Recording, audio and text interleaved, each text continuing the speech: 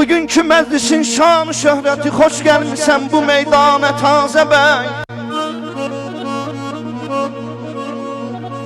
Bu büsatın başqadır tərabəti, nə gözəldir şahinanə tazə bəy.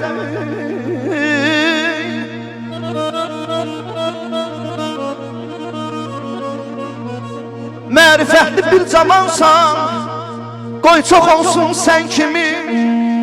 Mərifət sahibləri bizim Azərbaycanın tazə bəy.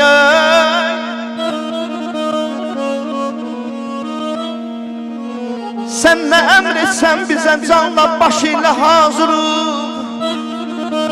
Sahibi sənsən bugün üçün bu məkanın tazə bəy.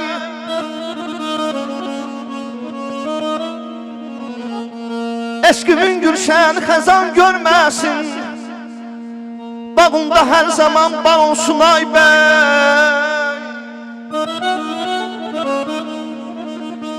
Ən böyük neymətin sevib sevilmək, ən böyük qismətin yan olsun ay bəy.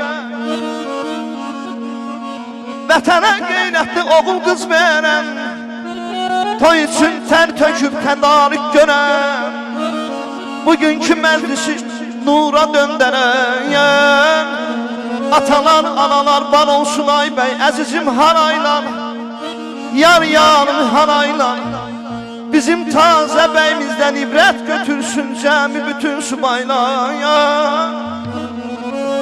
Qomuşanda yar yana ürəklər düşən tora.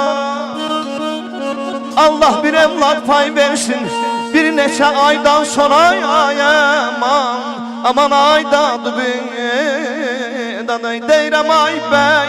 Toyun mübarək olsun ay bəy, toyun mübarək. Gəlin hamımız ürəkdən deyək, tazə bəyimizin toyu mübarək. Eşq olsun bəh bəh bəh. Aycan aycan.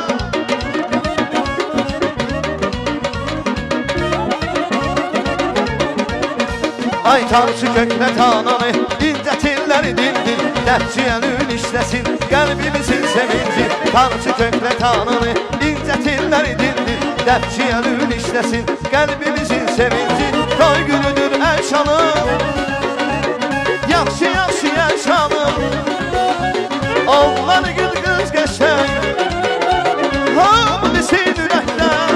Ay bay bay bay, ay bay toyun mübarək, Allah toyun mübarək, bəy toyun mübarək, Allah toyun mübarək. Bəh bəh bəh. Ay canım canım. Ay gözün aydın.